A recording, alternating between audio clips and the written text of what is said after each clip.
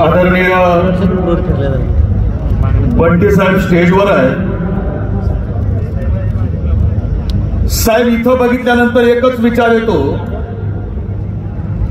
की जर प्रचाराची सभा अशी असेल तर छत्रपती शाहू महाराजांच्या विजयाची सभा कशी असू शकते हे कोल्हापूरकरच दाखवून देते. महाराष्ट्राचं आराध्य दैवत छत्रपती शिवाजी महाराज ज्या मातीनं सत्यशोधक विचार खऱ्या अर्थानं देशभरामध्ये नेला, त्या विचाराचे प्रणेते महात्मा ज्योतिराव फुले, जी भूमी त्या युगपुरुषानं आपल्या विचारानं नांगरली, ते राजर्षी छत्रपती शाहू महाराज, विश्वरत्न डॉक्टर बाबासाहेब आंबेडकर यांच्यासह तमाम महापुरुषांना, युगपुरुषांना आणि महामातांना प्रथमतः तुम्हा सर्वांच्या टाळ्यांच्या प्रचंड गजरामध्ये विनम्र अभिवादन करतो. गेली अनेक वर्ष कोल्हापूरमध्ये व्याख्यानाच्या निमित्तानं येतोय, कार्यक्रमांच्या निमित्तानं येतोय, कारण मला माहिती आहे कोल्हापुरी निष्ठेची भूमी आहे, कोल्हापुरी विचाराची भूमी आहे, कोल्हापुरी समतेची भूमी आहे, कोल्हापुरी ताकदीची भूमी आहे. पण आजकाल कधी कधी आल्यावर वाईट सुद्धा वाटतं की या मातीमध्ये काही काही गद्दार सुद्धा जन्माला आले आणि हे खऱ्या अर्थानं दुर्दैव आहे. आमचं दैवत आदरणीय युवराज छत्रपती संभाजी महाराज याचं या ठिकाणी आगमन झालेलं आहे. मी सांगत होतो राजे, कत्लियां कई काट बदल देते हैं, कत्लियां कई काट बदल देते हैं, पुण्य की आड़ में पाप बदल देते हैं. और आजकल कई लोग अपने स्वार्थ के लिए पाप बदल देते हैं. आणि खऱ्या अर्थानं यांना गाडायचं, गद्दारी गाडायची. मागच्या 3 दिवसापासून राज्यभरामध्ये 10 लाखाचा सूट अंगावर घालून, 1.5 लाखाचा पेन खिशामध्ये घालून, 3 लाखाचा चष्मा डोळ्याला लावून एक फकीर राज्यावर फिरतोय. आणि यांनी मला उल्लेख केला, काय आत्मा म्हणून उल्लेख केला. आता त्यांना सवाल आहे, महाराष्ट्रामध्ये आल्यावर तुम्हाला आत्मा आठवला?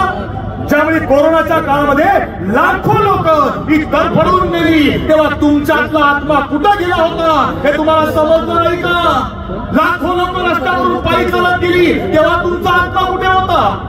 मणिपूरमध्ये स्त्रियांना विवस्त्र केलं गेलं आणि रस्त्यावर फिरवलं गेलं तेव्हा तुमच्यातला आत्मा कुठे गेला होता? आणि 83% तरुणांना बेरोजगार केलं गेलं त्यावेळी तुमच्यातला आत्मा कुठे गेला होता?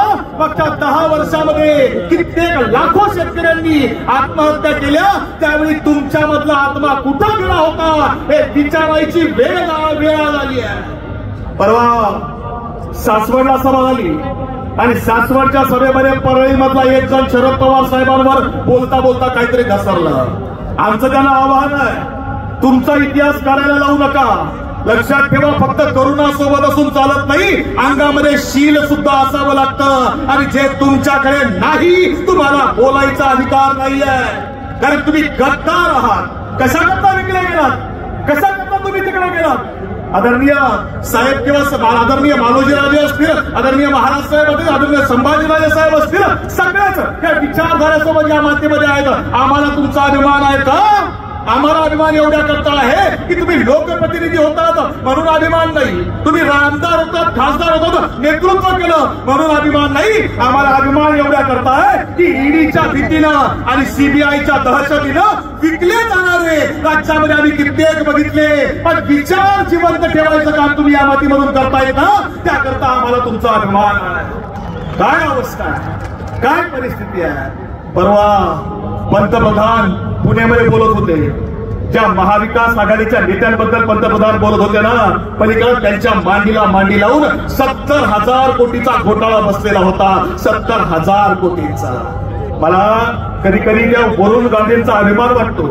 ते भारतीय जनता पक्षाचे असले तरी सुद्धा एका पत्रकारानं बातमी छापून आणली होती की वरुण गांधींना बीजेपीच्या लोकांनी सांगितलं की तुम्ही रायबरेलीमधून उभे राहा. कोणाच्या विरोधामध्ये? तर प्रियंका गांधींच्या विरोधामध्ये. आणि त्यावेळी वरुण गांधींनी ठणकावून सांगितलं, मी जरी तुमच्या भारतीय जनता पक्षामध्ये असलो, मी जरी तुमच्या बाजूने असलो तरी सुद्धा मी रायबरेलीमधून माझ्या बहिणीच्या विरोधात उभं राहणार नाही, तर मला नाती समजतात. नाती समजतात. दुर्दैवानं महाराष्ट्रातल्या काहींना नाती समजली नाही.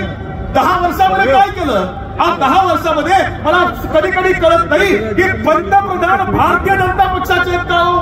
पंतप्रधानांनी त्यांच्या जाहीरनाम्यावर बोललं पाहिजे ना, ते काँग्रेसच्या जाहीरनाम्यावर बोलतात. 10 वर्षामध्ये तुम्ही काय केलं हे तुम्ही मांडायला पाहिजे. आम्ही 10 वर्षात काय केलं? रोजगार आणू, शिक्षण आणू, शेती आणू, व्यवसाय आणू, उद्योग आणू, नोकऱ्या देऊ, हे करू ते करू, तुम्ही याच्यावर बोललं पाहिजे. त्यांनी त्यापैकी काहीच नाही. आणि एकच काम केलंय, भावाभावात भांडण लावलं, भावाभावात भांडण लावलं. नणंद भाऊजाईला एकमेकाच्या विरोधात लढवलं. मुलगा बाप अमोल कीर्तिकर, गजानन कीर्तिकर एकमेकाच्या विरोधात लढवलं. त्या अमरावतीमध्ये तर नवरा बायकोच एकमेकाच्या विरोधी पक्षात करून टाकले. आणि इथं कोल्हापूरमध्ये आल्यानंतर तुम्ही गादीमध्ये वाद लावायचा प्रयत्न करताय. एक गोष्ट लक्षात ठेवा, ज्यावेळी या कोल्हापूरमध्ये दंगल उसळी जे कोणी फिरत असतील ना, की आम्ही बाळासाहेब असं सांगणार आहे. त्यांना आमचा सवाल आहे की ज्यावेळी या कोल्हापूरमध्ये दंगल उसळली होती ना, संवेदनशील भाग होता, त्यावेळी सगळे पोलीस अधिकारी म्हणत होते की या भागामध्ये कोणी जाऊ नका. त्यावेळी त्या भागामध्ये जाऊन तो भाग शांत करायचं काम कोणी केलं असेल तर छत्रपती शाहू महाराजांनी केलंय. हा विचाराचा वारसा आहे.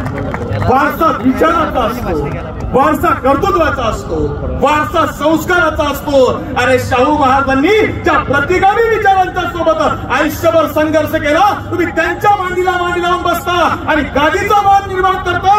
कोल्हापूरची जनता स्वाभिमानी आहे. तो जनता, ती जनता हा वाद खपवून घेणार नाही. आणि माझा सवाल आहे, आमचा सवाल आहे की पंतप्रधानांना महाराष्ट्राला 10 वर्षामध्ये काय मिळालं? काय दिलं तुम्ही महाराष्ट्राला? परवाची बातमी आहे, गुजरातच्या कांद्याला निर्यात चालू केली आहे, पण महाराष्ट्रातल्या कांद्यावरती निर्यात बंदी आहे. महाराष्ट्रामधला कांदा निर्यात बंदी करून टाकला. महाराष्ट्राचे प्रकल्प तुम्ही गुजरातला हटवले, फोक्सवॅगन हटवला, ते तुम्ही वेगवेगळे प्रोजेक्ट महाराष्ट्रामधून गुजरातमध्ये नेले.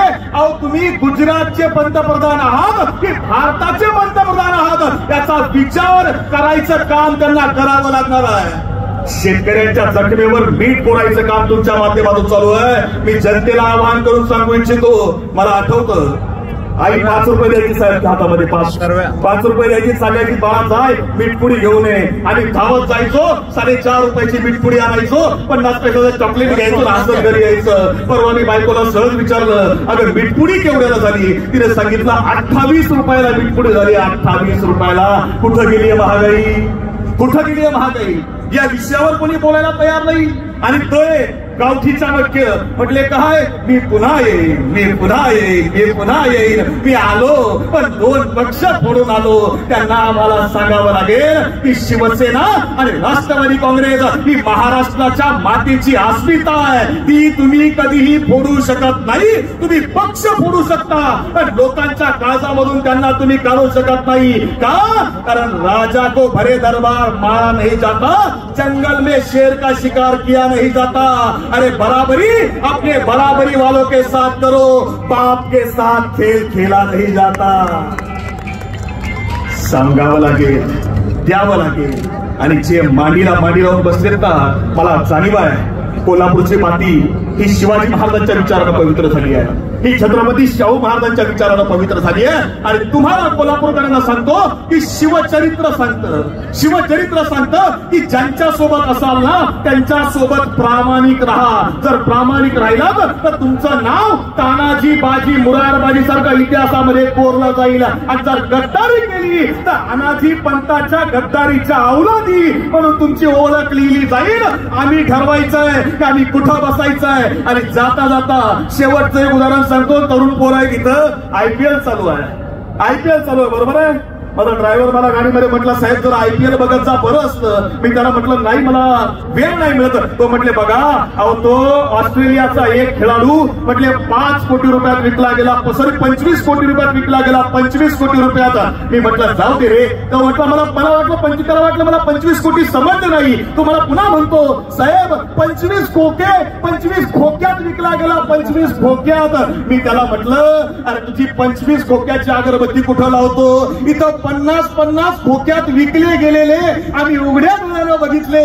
आता तुम्ही विचार करायचा आहे, विकले गेलेले निवडून द्यायचे की खऱ्या अर्थानं या मातीचा श्वास असणारे आदरणीय शाहू महाराजांना निवडून द्यायचंय. शाहू महाराजांचा क्रमांक 1 आहे आणि मला विश्वास आहे महाराज देशात 1 नंबरच्या लीडनं निवडून येतील हा विश्वास या ठिकाणी व्यक्त करतो.